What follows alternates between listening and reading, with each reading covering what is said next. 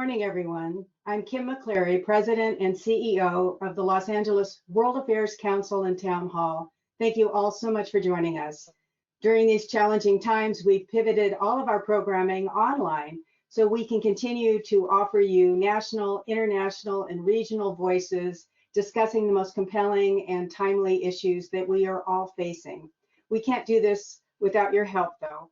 Please consider becoming a member of the Council, or next time you register for a live stream, please make a $10 donation by visiting our website at lawac.org. It's now my pleasure to introduce today's program, Politics in the Time of Coronavirus, with politics professor Dan Schnur. Dan will be addressing 3 issues today. Number 1, Biden's Me Too allegations. Second, a comparison between Biden and Trump's foreign policy. And third, which jobs won't be coming back after the pandemic has subsided?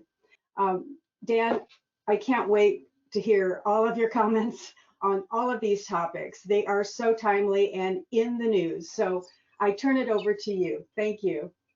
Well, thank you, Kim. And thanks to the entire LA World Affairs Council Town Hall team, to Jessica, to Claire, to Marianne, to Kyle, to Christina, to Alexander, to everyone for all the terrific work they do in bringing us such phenomenal programming and so much programming each week.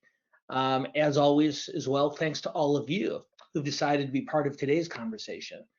And as Kim indicated, what we'll do today, as we do every Thursday morning, is I'll spend the first portion of today's program going over the 3 issues that she mentioned. The ongoing discussion about the allegations raised against then Senator Joe Biden by Tara Reade, and how that fits into the broader Me Too debate in the campaign context. Continue the conversation we started last week about Trump and Biden and foreign policy, particularly as it relates to the changing geopolitical landscape in the midst of this coronavirus crisis.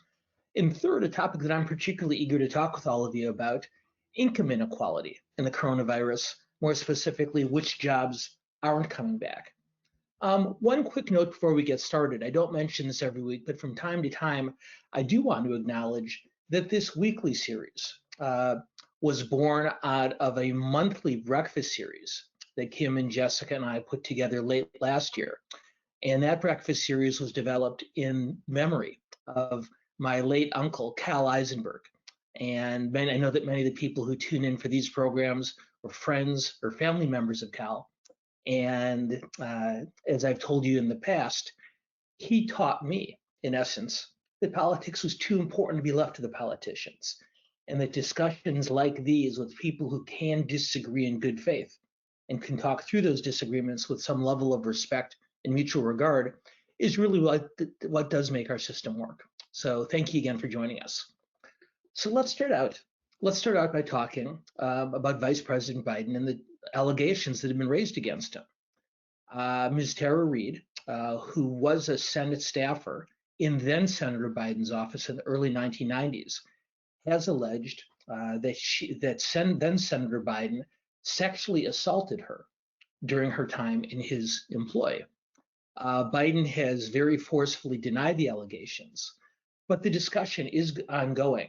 And last week, Ms. Reade appeared on a YouTube cast in which she called for Vice President Biden to step down from the ticket. So the debate is continuing, and it's a real challenge for Biden.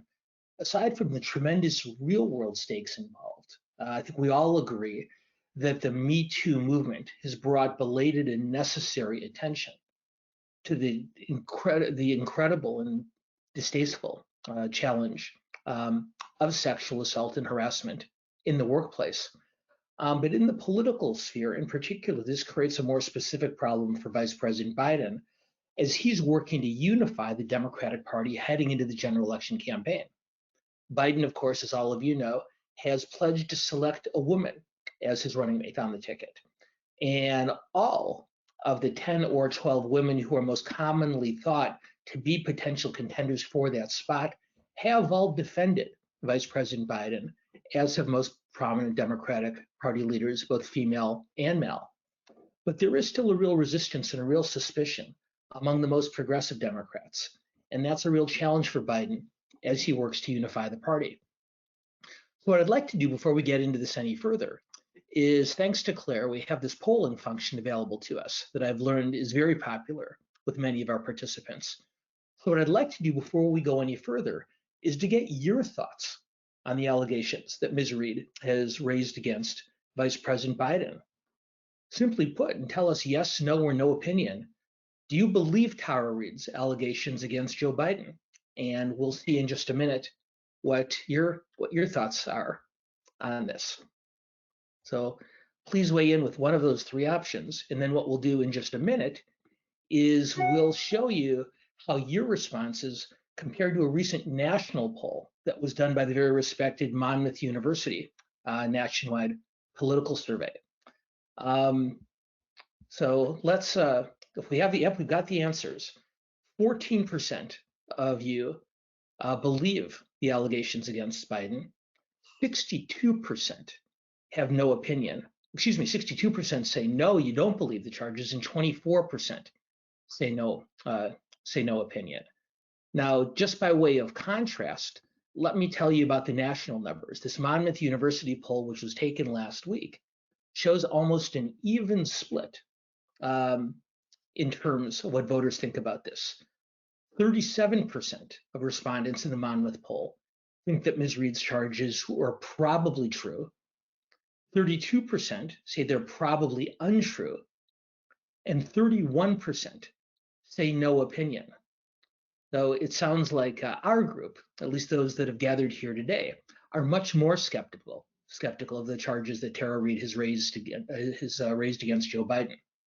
Now, what's also interesting in the Monmouth poll is they were asked, those who said the allegations are true, were asked if they would still vote for Joe Biden. And 1 out of 3 of those who said that they believe Tara Reade's charges said they'll still vote for Biden. 59% said they'll vote for Trump, and we should assume that most of those 59% would have voted for him anyway. And what that means is about 1 in 10 voters who are not Trump supporters will not vote for Biden.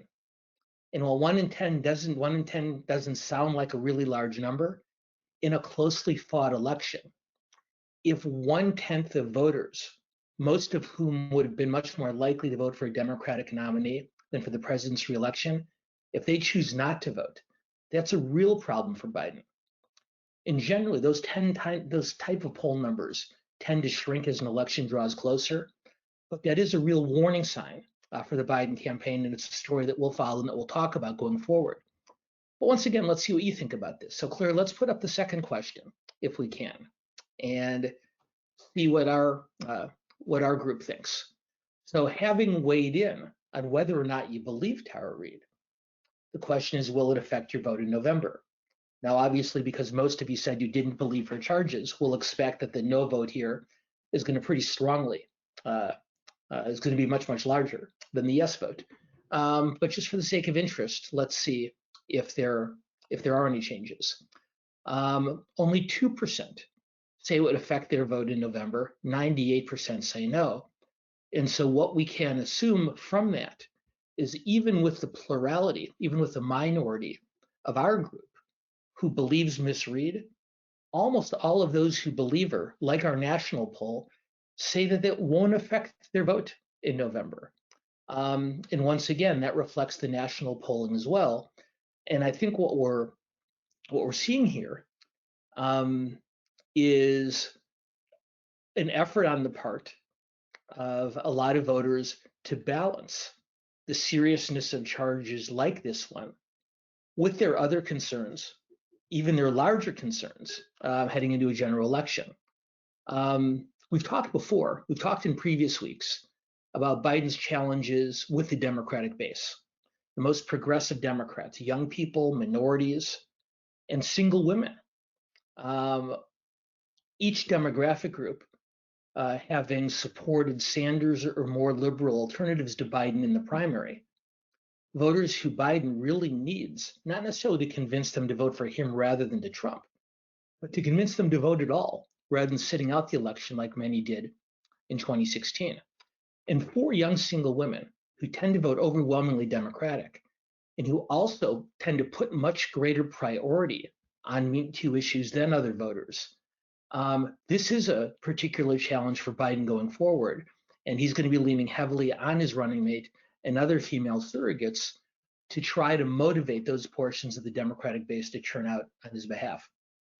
Before we move on, let's just broaden this discussion a little bit beyond the if you'll excuse the expression, the he said, she said portion of it. To me, the most challenging part of this whole discussion is what I would call selective outrage. There's a lot of people in this country who believed Christine Blasey Ford a couple of years ago when she made allegations against then Supreme Court nominee Brett Kavanaugh. There's a lot of people who believed Ms. Professor Ford a couple of years ago who don't believe Tara Reade. There's a lot of people, on the other hand, who believe Brett Kavanaugh who don't believe Biden. Now, most of the people on both sides could offer very long and complicated explanations as to why these situations are entirely different. But I can't help but to believe that many of these people have decided, on both sides, have decided that while questions of sexual assault are an important issue for societal and political debate, they're not necessarily disqualifying for a Supreme Court justice or for a president, for a Democrat or for a Republican. And we'll be eager to hear your thoughts on this later in the program when we go to the question and answer session. But before we do, I've got one more question for all of you to weigh in on. And so, Claire, if you can put up the last question. This is a little bit broader, and we'll be interested in hearing what all of you think about this, and we'll talk about it later in the program today. Do you think the media has handled Tara Reade's allegations appropriately? Have they overplayed these allegations? Have they underplayed them? Have they handled them in an even-handed way? What do you think? Has the media handled these allegations appropriately or not? Let's wait for a second and get our answers, and then we'll move on to our next topic. So Claire is pulling these together. We'll see in just a second what you think. There's been a lot of talk. Oh, here we go. This is pretty much even split, and so I suspect this will lead to some questions later on today. Do you think the media has handled Reade's allegations appropriately? 52% say yes, 48% say no. And Claire and Jessica and Kim and I will be very, very eager to hear your thoughts on that when we move on to the question and answer portion in a little while. But for right now, first, let's move on to our second topic. And this is going to be a continuation of the discussion we had last week. This will be a continuation of the discussion we had last week about foreign policy in this campaign. And we're going to talk about one aspect of it today. We could spend the entire hour, we could spend many hours talking about the differences between Trump and Biden in Latin America and Africa, in the Middle East, in Europe, with Russia, in the Pacific Rim. But today I want to pick up on the conversation we began last week about the US-China relationship, and more specifically, the conversation we began about what would the world be like without a superpower. And you may remember that I referenced to you last week a really interesting article written by the former Australian Prime Minister Kevin Rudd, who had a very dire forecast for what the world would be like without a superpower, citing US diffidence on the world stage, my word, not his, and increasing Chinese aggression. The phrase he used, Prime Minister Rudd used, was international anarchy. And hopefully we can talk more about that later. Now, last week, I drew a comparison between two previous isolationist periods in US history, right after World War I and right after World War II. After World War I, where we largely withdrew from the rest of the world, and after World War II, we reached out very aggressively through the Marshall Plan, through the establishment of the United Nations, to establish a more global presence in the world for this country. As I mentioned last week, in both cases, after both world wars, public opinion was strongly against further international involvement. And that's understandable. After a prolonged military engagement, be it either World War, whether it be Vietnam or Iraq or Afghanistan, the American people get tired and they want to come home. But the difference in the two post-war periods was leadership. While first Woodrow Wilson and then Warren Harding essentially followed the nation's growing isolationist sentiments. Post-World War II, Harry Truman and Dwight Eisenhower, among others, actually led public opinion back in the other direction, toward a more global presence for the United States. And obviously the outcome of this election between Donald Trump and Joe Biden would lead us in very different directions on this question. I should emphasize that that's not a partisan difference, at least in my opinion. As we discussed last week, the bases, the most liberal Democrats, the most conservative Republicans, the bases of both parties are growing in their isolationist sentiments. Biden would be more global in his outlook than Trump, but say Mitt Romney or Marco Rubio would be more internationalist than a Bernie Sanders or an Elizabeth Warren. So this is a bipartisan challenge. And although Biden has made it clear that the US should take a more assertive role internationally than we have over the last 4 years, while most of us on this call would agree as to the importance of a renewed role on the world stage for the United States, as we've discussed in previous weeks, the majority of American voters don't agree with us on that sentiment. And so while I believe that this election will be mainly about domestic policy, except for the obligatory China bashing, if Biden is elected, one of his greatest challenges will be convincing American people to look outward rather than inward, the way Truman and Eisenhower did in the aftermath of World War II. And that's not going to be something in a highly polarized landscape, that he's going to be able to accomplish by himself. It's going to require him to convince more traditional leaders in both parties, both Democrat and Republican, to make that case to their respective ideological bases. Because a partisan disagreement over the US role in the world, well, I don't think that that's going to, I think that will mean, if anything, that our role will continue to shrink. And in the meantime, we can talk more about this later. There was reporting this week that Australia and other so-called middle powers in Asia and Europe are now leading the effort to confront China on the coronavirus investigation in the absence of more forceful US involvement and leadership. So let's finally move on to the third topic, and then we will open up to your questions and turn this monologue into a conversation. So which jobs aren't coming back as a result of the economic devastation that the pandemic has caused? Now, as all of you know, the US unemployment rate jumped to over 14% in April. It's the highest level since the Great Depression. And if we do count those who aren't looking for work, that number is actually well upwards of 20%, probably close to 25%. The Labor Department said that 20.5 million people lost their jobs in 1 month, and that wiped out a decade of employment gains in roughly 30 days. It's roughly double what the nation experienced during the financial crisis, the entire crisis, between 2007 and 2009. And we've seen job numbers this morning that show that the job losses slowed down slightly. This morning's figures show that only another 3 million workers are filing for unemployment this past week, and that's actually a slight leveling from what we've seen since mid-late March. So the question, though, is where did those job losses come from? 20 million newly unemployed, that's a lot of people, but some sectors of the economy have been much more hit and much more hurt than others. The hospitality sector lost 7.7 million jobs in April. That's 43.8%. That's 43% plus of the overall number. The retail industry lost 2.1 million jobs. So between hospitality and retail, almost half of the job losses in the last month are from just those two sectors. So let's do this before we go on when we break down the numbers even a little bit further. Already the conversation has begun about what the recovery is going to look like. And we'll talk about that in just a minute. But before I talk about my thoughts on what the recovery will look like when it happens, we'd like to get your thoughts on it too. So Claire, if we can put up our next question. How long do you think it will be before the economy is recovered? And the options are sometime this fall, sometime next year, within 2 to 4 years, or will it take 5 years or longer? Economic experts are all over the map on this one. The president, if you've noticed, has slightly adjusted his rhetoric. He was talking about a comeback later this year. He's now talking about early next year. And other economists, like I said, talk about either a 2021 comeback, a so-called V-shaped comeback, if you will, to what's now being called a swoosh type comeback, one that takes a while before it kicks in. So Claire, let's see what our participants today think. 1% think it's going to happen this fall. So I'm glad there's some optimists in our group. 14% say next year. 69% by a large margin, the biggest response rate. 69%, more than 2/3 of you, think it will be a 2 to 4 year recovery.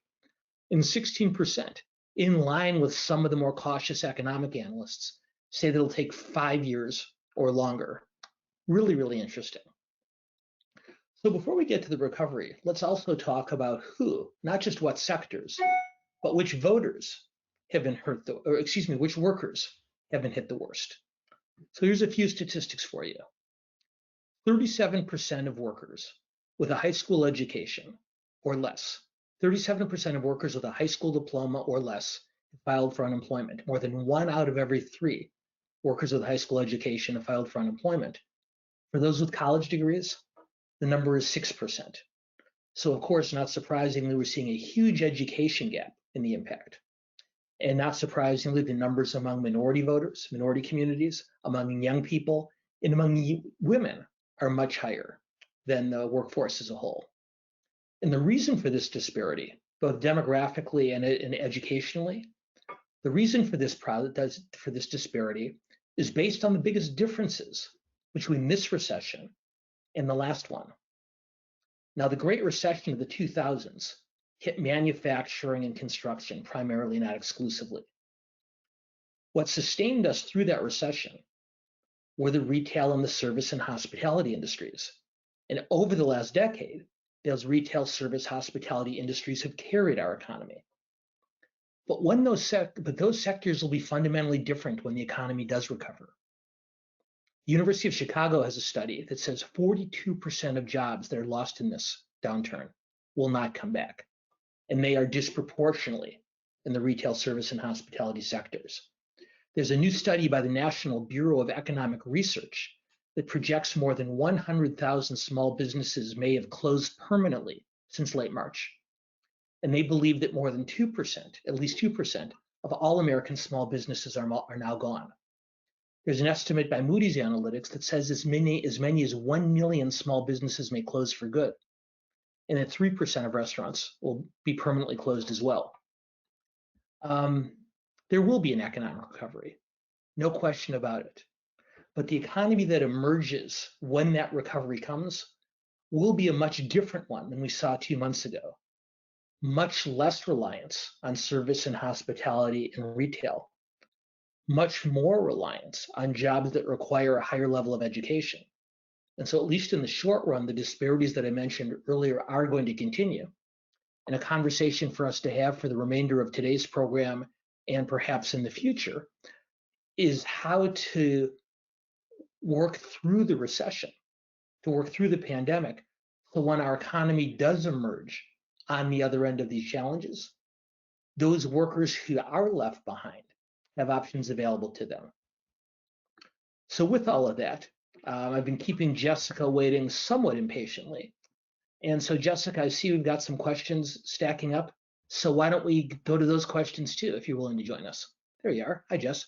Hi, how are you? Yeah, we're getting a lot of questions, so I will try to get to as many as I can, but invariably we won't get to all of them. So our first question, knowing the recent decision by the Supreme Court in your home state, how did the governors enforce the stay-at-home orders? Boy, this is a really, really challenging question. For those of you who haven't read about it, in my home state of Wisconsin, the state Supreme Court ruled just yesterday that the governor of that state, Governor Tony Evers, does not have the power to enforce stay-at-home regulations going forward. Their ruling suggests that while the governor in that state and many others has emergency powers, the question they raise is how long does an emergency continue before a chief executive has to begin to work through the legislature instead? Interestingly, there's a Democratic governor in Wisconsin, Evers, and a Republican-dominated legislature and a very conservative Supreme Court. But when the Republican legislators took this case to the Supreme Court, they asked the court to stay their decision for a week in order to give state officials, the governor and the legislature, enough time to come together, to put together measures going forward on which they could both agree. The court, while ruling in favor of the legislators' case, in saying that the governor no longer had that right, did not stay the decision. So immediately, as of last night, the state of Wisconsin, for all practical purposes, had no stay-at-home regulations.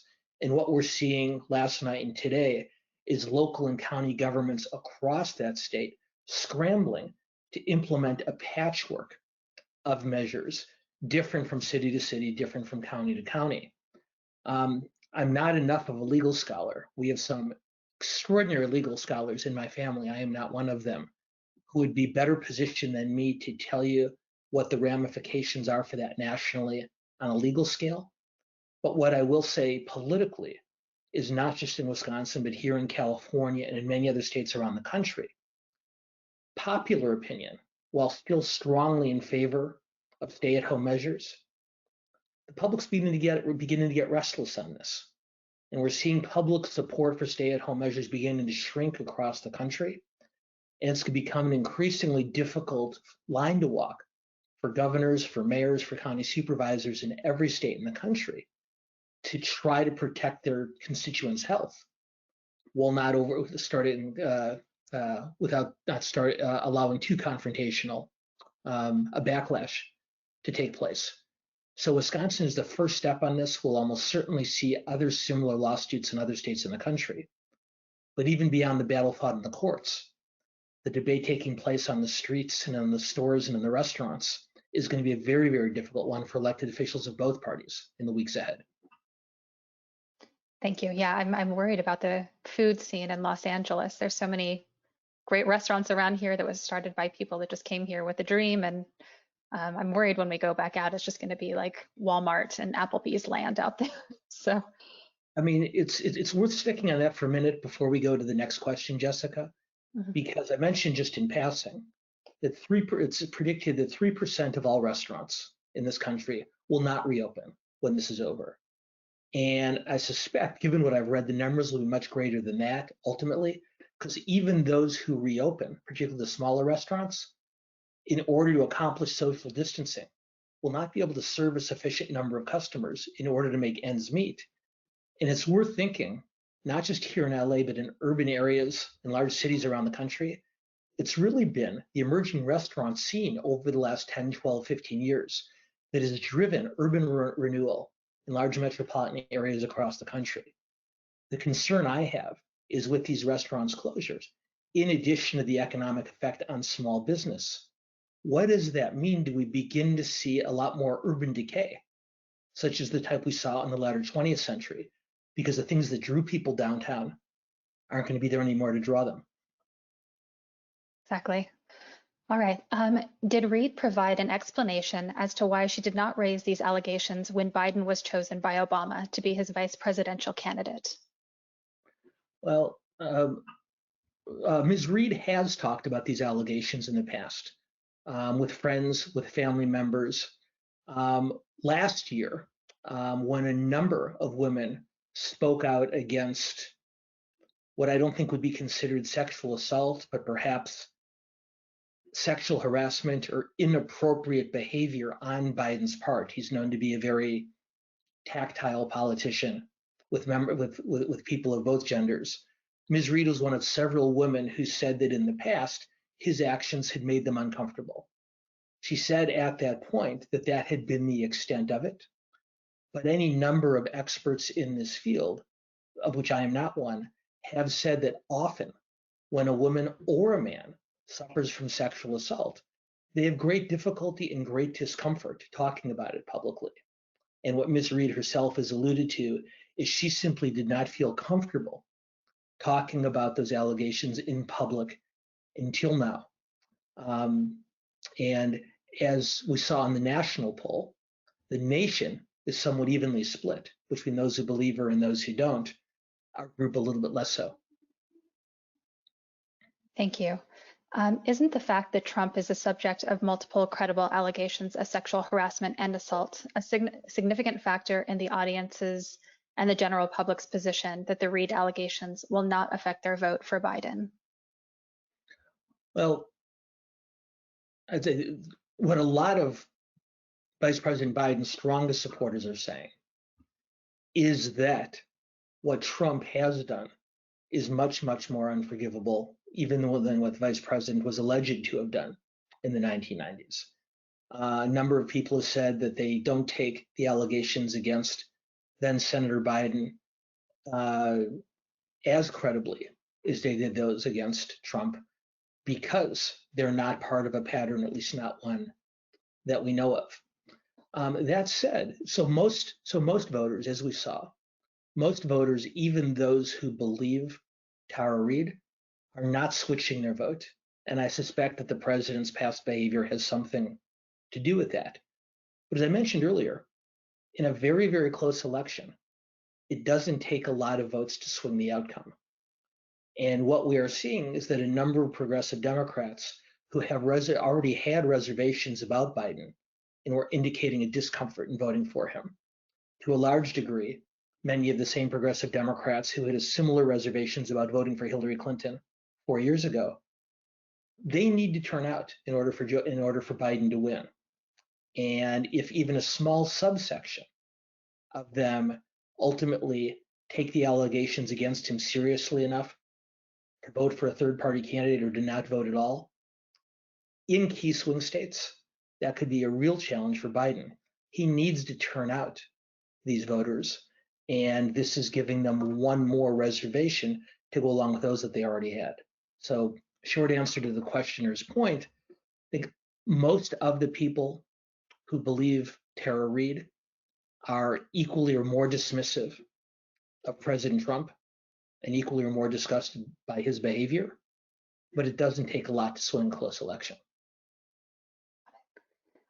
If you were advising Biden on the Me Too allegations, what would the advice be? Well, one thing that Biden has not done is released the records that are now in the University of Delaware archives of his time in the Senate.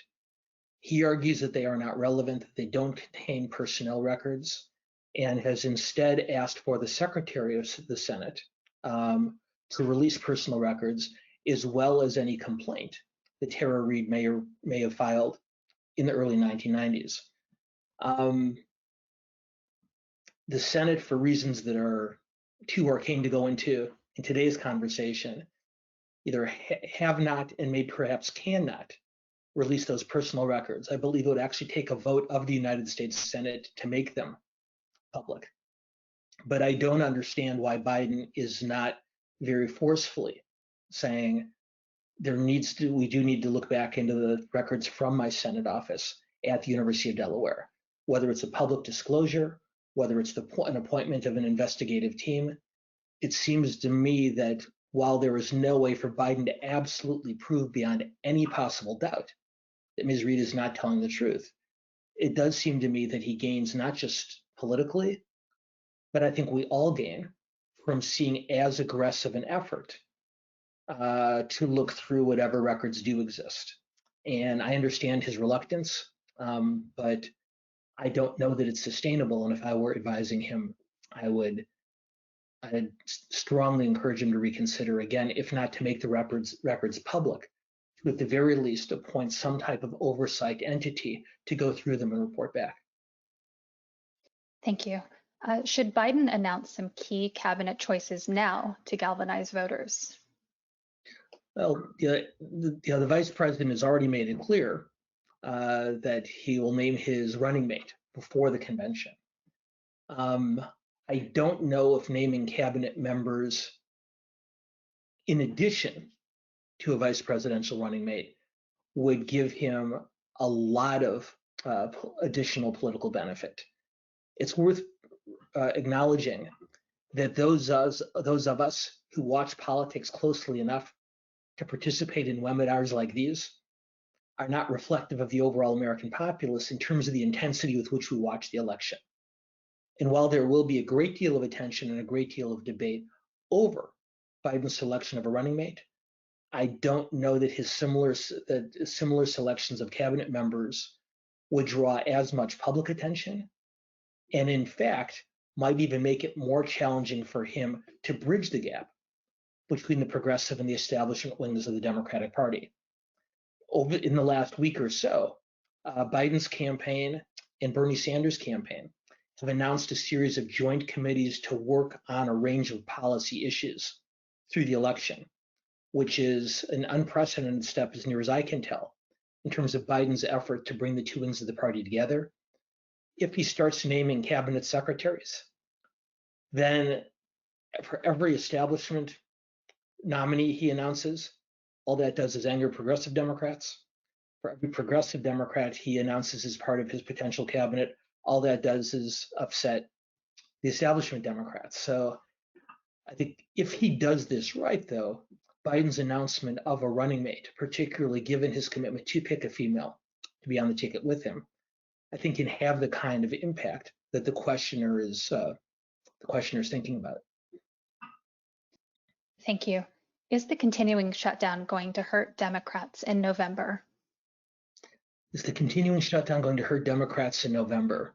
That sounds perilously like a request for a prediction. And thanks to Jessica and her colleagues, I have a mug here from them that says no to predictions, yes to coffee. So at the risk of sounding like a coward, I have no idea.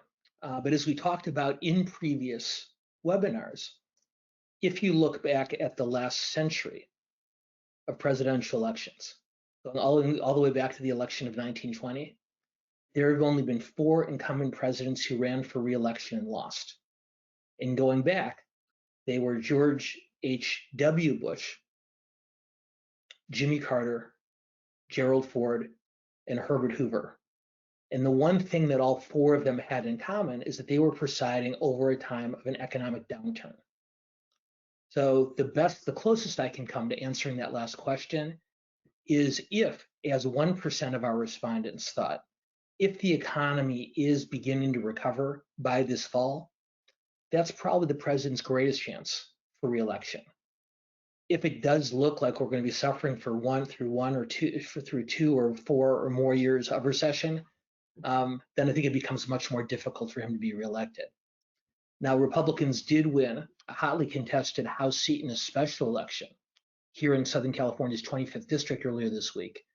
And that is a sign that even in a time of pandemic and economic recession, that doesn't make it easy for Democratic candidates, given the strength and loyalty of the Republican base. But I would say that until the economy begins to recover, the road is an uphill one for Trump's reelection and for Republican candidates in close races around the country. Thank you. Can you add to your prior thoughts on the potential impact of mail-in voting? And just this last week, we heard that Governor Gavin Newsom is going to be sending out mail-in ballots to everyone. So maybe you can speak on that a bit. Okay. Well, my own personal feeling on this, and as all of you who've tuned in before know, I try not to take sides on these things, but rather just offer you analysis to make your own decisions. My own personal thought is that while we certainly want to make it easier for people to vote remotely, my own thought is that sending every voter an application for an absentee ballot, as opposed to sending every voter an actual ballot, is an appropriate measure that can increase remote turnout without creating potential security challenges. That said, the vote by mail discussion, which we have had on this webinar before, is a really interesting one, primarily because of the incredible growth here in California of voting by mail over the last few decades. When I moved to California in 1990, the percentage of Californians who voted by mail was less than 10%. Before, in 2018, it was over 2/3. And even though by law, California and other states will be required to have some in-person polling places for the disabled, for those who speak English as a second language, and for other reasons, it's entirely reasonable to assume that more than 80 and possibly more than 90% of the votes will be cast by mail, and that is what we saw in the special election in northern LA County and Ventura earlier this week. What's curious about it, and I mentioned this a few weeks ago when we discussed it, is President Trump has spoken out very aggressively against vote by mail. At the same time that the Republican National Committee and Republican governors in many states are working very hard to promote it. And what we saw in the 25th District special election, where Mike Garcia defeated Christy Smith for Katie Hill's seat, the first Republican to win back a Democratic congressional seat in California since 1998, is that frankly, the Republicans did a much better job of getting their voters to vote by mail than the Democrats did. So on one hand, the president is talking about the dangers of it in terms of voter fraud, but it appeared, at least in this special election, and it's been the case in many years in the past, that it's actually an approach that generally works better for Republicans than for Democrats. So I think it's an important step, not for partisan reasons.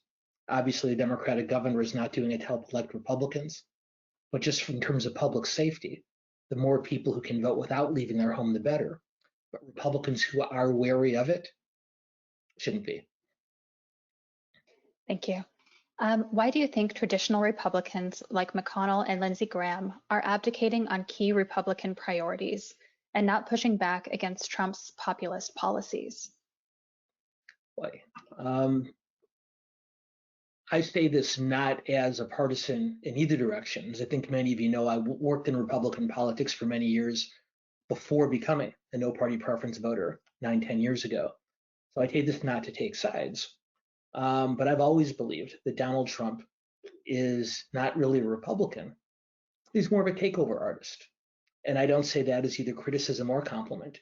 He saw a party that was struggling to renew its identity, saw a growing distance between the party's leadership and its grassroots, and moved in 1995 and 96 to take it over. So the question is a reasonable one. So why is it those more traditional party leaders like McConnell and Graham and others don't fight back at him if he is espousing a number of policies with which they don't agree? And the answer is because he's the leader of their party. And the answer is because he enjoys tremendous support from their voters. Senator McConnell appears to have decided that confirming judges, which is his largest priority and always has been as a member of the Senate back to the 1980s, that he's willing to accede to Trump's policy goals in other areas in order to continue to appoint men and women to the bench who he believes espouse an appropriate judicial philosophy. Graham is a little bit more puzzling because he was a very strong ally of my former boss, Senator McCain, who spoke out very strongly against Donald Trump before he passed away a few years ago. There's two possible interpretations on Graham. One is that he's decided that if he works with Trump whenever possible, that gives him inroads to convince the president on matters of particularly high stakes. And there is evidence as it relates to the pandemic, as it relates to US military involvement in the Middle East, that at critical moments, Senator Graham has been able to persuade the president that Trump's original instincts were not appropriate ones. Other people will say he simply rolled over in order to support a president of his own party. But in either case, it's worth remembering that the Republican base, the Republican grassroots is so strongly enthusiastic about the president. It is a great risk for Republican elected officials to speak out against him. And for those who think that they're achieving some of their policy goals, it's worth compromising on others to get the things that are most important to them. Thank you. I want to kind of go a little bit to your foreign policy discussion. How do Biden and Trump differ in their positions on US-Ukrainian relations? Could there be a backdoor Trump-Putin deal on Ukraine? Like, two good questions. Number one, how do the candidates differ? And number two, would it be possible for Putin and Trump to come to an agreement on Ukraine? And let's start with the second one because it's easier. It would be entirely plausible for Donald Trump and Vladimir Putin to come to an agreement on Ukraine, but I don't think it would be an agreement that would be in the interests of the Ukrainian people or of this country. In other words, what Putin wants in Ukraine is enough control sufficient primacy that would essentially make the elected government of Ukraine somewhat irrelevant, if not, if possibly just simply no longer exist. That's not in the best interest of the people who live in that country. I don't think it's in the US or Europe's geopolitical interests either for the Russia to be able to move as aggressively through Crimea and through the rest of Ukraine to establish a more formidable bulwark on Europe's eastern border. So the possibility for an agreement if Trump is reelected, I think, is a legitimate one, but I don't think it's one that works toward Ukraine's or Europe's or the United States' best interest. Biden, I suspect, would be much more confrontational. And what's interesting here is, to a large degree, it's a reversal of the roles that the two parties have played since the end of World War II. Generally, the Republican Party is one that has been more confrontational in its approach toward first the Soviet Union and then to Russia, and the Democrats less so. As I mentioned earlier, Trump identified in the Republican Party base a growing strain of isolationism. And so what we're seeing here now, as I mentioned a moment ago, is a reversal where Democratic Party establishment tends to be more willing to be aggressive in the face of Russian aggression than Republicans. And while that's puzzling for a lot of us, if you look back further in history, you realize that Republicans haven't always been the party more devoted to national security than the Democrats. That is a phenomenon that emerged in the post-World War II era, but it's not a historical inevitability. As I mentioned earlier, just like there's isolationist strings on the basis of both parties, you see more establishment and traditional leaders in both the Democratic and Republican Party who are more focused on Russian aggression. So I don't think this is much of a partisan difference, as it is a difference between the two individuals, Biden himself and Trump himself, but very pronounced differences. And I think the US role in that region would be very different depending on the outcome of November's election. Thank you. How different will US-China relations be under a President Biden administration versus the current Trump administration? How would they be the same? Well, they'd be different, and Biden has already begun speaking out fairly aggressively against the way Trump has conducted relations with China over the course of this pandemic. I think, as is the case we just discussed in Ukraine, I suspect a Biden administration would be more forceful in its pushback on China. And in particular, I think you'd see the United States under Biden working with those mid-level powers I talked about earlier in attempting to force China to be more cooperative in identifying the original source of the virus. But the questioner is a really smart question, because there'd be a lot of similarities too. And as we've talked about many times in these previous webinars, conventional political wisdom among the leaders of both parties, both Democrat and Republican, for almost a half a century, has been that economic engagement with China would lead to increased democracy and increased emphasis on human rights there. And as we're seeing quite clearly that that's not the case, there would be considerable counter pressure on a President Biden, just like there is considerable counter pressure on President Trump to continue to work with the Chinese economically. And so whichever of the two is president, I suspect you'll see continued efforts toward economic rapprochement, just because it's necessary for this country in the eyes of many. But I do think you'd see more of a pushback on China in terms of their most egregious overreach, economically, in terms of human rights, and militarily. I think you'd see more of that under Biden than under Trump. Thank you. I want to get into the jobs questions a little bit as well. The first one is, most of our essential services are done by the lowest paid workers, and 50% of our farm workers are undocumented and the lowest paid, though essential. How can we restructure our economy so that some of these injustices can be remedied? Well, this is the multi-trillion-dollar question, because as I said earlier, it's those lower skill, lower wage workers who are being most harmed by this downturn. After the Great Recession, 2007 to 2009, as I said earlier, it was the service industry that carried the economy back. And those jobs relied heavily on those lower skilled workers with lower levels of education. It's more clear than ever that those jobs are going to be in much shorter supply when the economy comes back. And I think what that means is two things. Number one, it means we need to do a better job for older workers of worker retraining. For those of you who've tuned into these in the past, you know that I'm an avowed free trader. And like many free traders in both parties for many, many years, I recognized at some abstract level that while expanded free trade with other countries was good for the US economy as a whole, that there were a number of individuals and sectors who were adversely impacted by it. And I don't think the leaders of both parties, and I'm guilty of this as well, took those losses as seriously in the context of overall gains.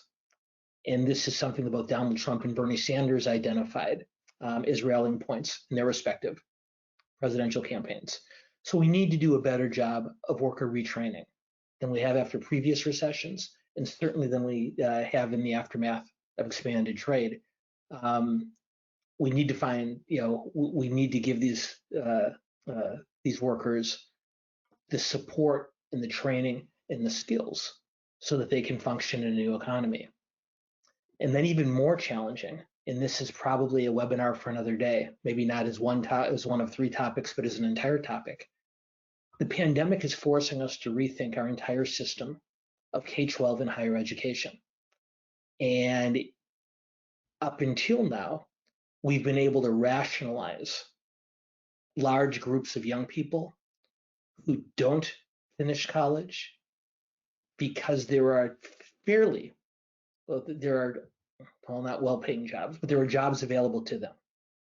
And as those jobs become in in smaller and smaller supply, we have to find other ways through our public education system to provide opportunities for young people, for whom the hospitality industry, for whom the service industry, for whom the retail industry are never going to be, are not going to be options to the degree that they were before.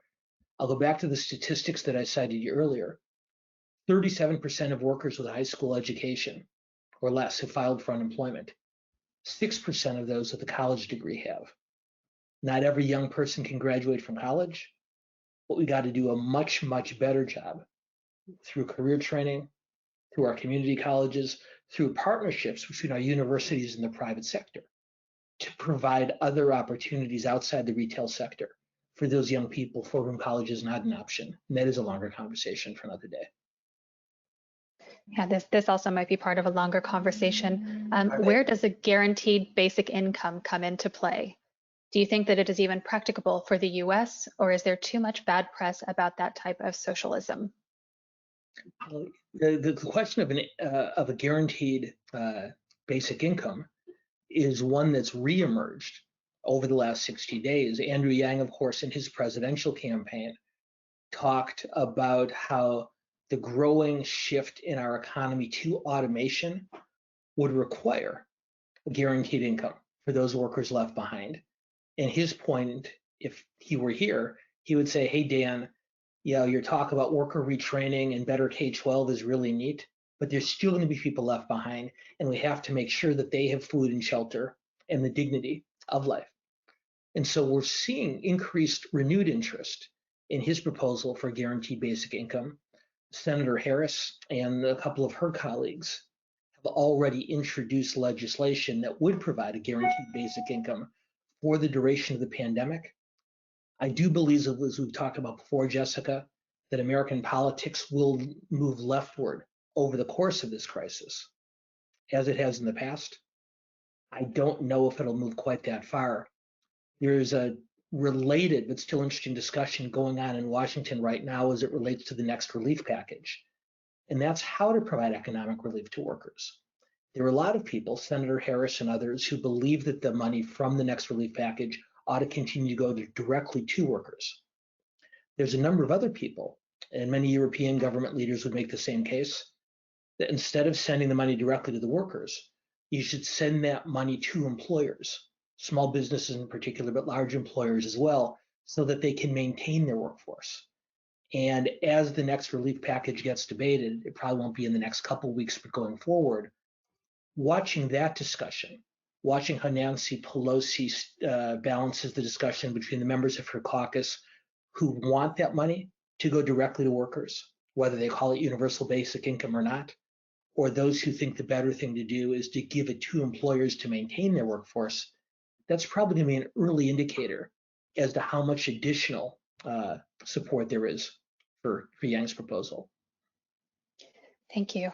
How viable would a Democratic campaign effort for a newer deal that would create infrastructure and other longer-term employment opportunities?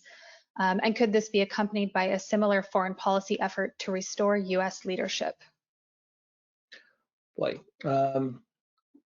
two great questions. And I do believe that there must be, as I think you've gathered, whether it comes from a Democratic president or a Republican, the U.S. must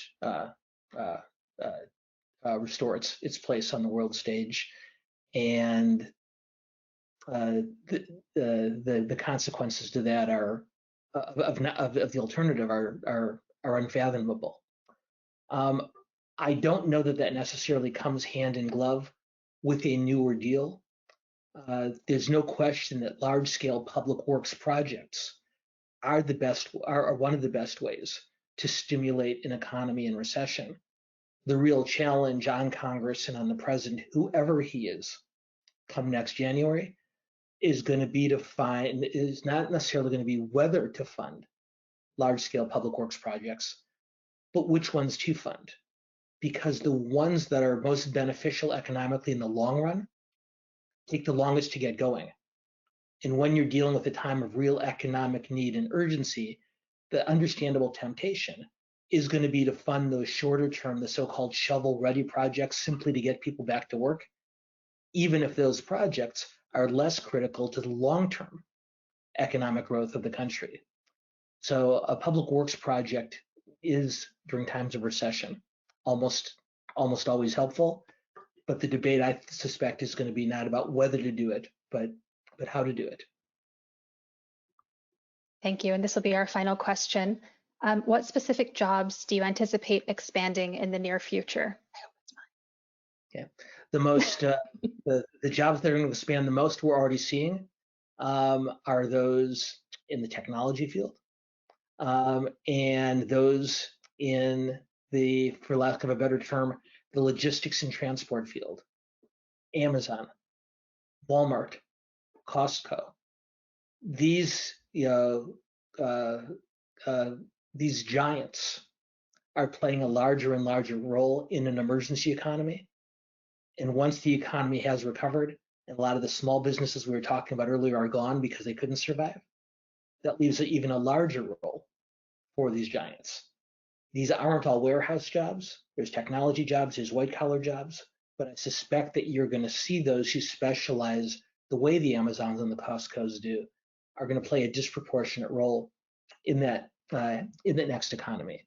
More broadly, the tech sector is going to be critically important. I do believe, unlike the last recession, the manufacturing and construction industries are going to come back quicker, particularly for those without college degrees. But the challenges we talked about earlier is not a particular job sector, but what a fundamentally different economy is going to look like. On one hand, we're going to mourn a lot of the jobs that are lost. On the other hand, we're going to see the 21st century equivalent of buggy whip factories turn into jobs creators that can fill a vital role in this new economy. And it is a longer conversation for another day on what that economy is going to look like. Thank you. Yeah, we've had to expand our programs, as you know. I think this is our 23rd webinar that we've done in 8 weeks. So yeah, we've definitely pivoted to doing something. And I hope our members that we miss desperately are enjoying being able to join us to have these conversations, even if we have to do it remotely. So thank you so much, Dan, for leading these conversations with us. Thank you, Jessica. And thanks to all of you for being with us today. As always, I'm really flattered by your time and really, really impressed by your questions. Dan, another fabulous discussion. I can't wait for Thursdays. And thank you to all of our viewers for joining us today. We have a terrific lineup of programs next week. On Monday, we talk about the potential end of the lockdown with LA County Supervisor Catherine Barger and Dr. Barbara Farrar, who is Director of the LA County Department of Public Health. Then May 20th, Hong Kong on the Brink with Jeffrey Wasserstrom, UC Irvine and China specialist, Elaine Yu, New York Times journalist, and Sewell Chan, editor of the editorial pages of the Los Angeles Times. And of course, next Thursday, we're back with Politics in the Time of Coronavirus with Dan. There's a handout on your control panel that lists all of our upcoming programs, so please check it out and register today. And please go to our website, lawac.org, to find out how you can support us so that we can continue to bring you terrific programming like we had today. Please stay safe, stay informed, and we hope to see you soon. Thanks, Dan. That was great.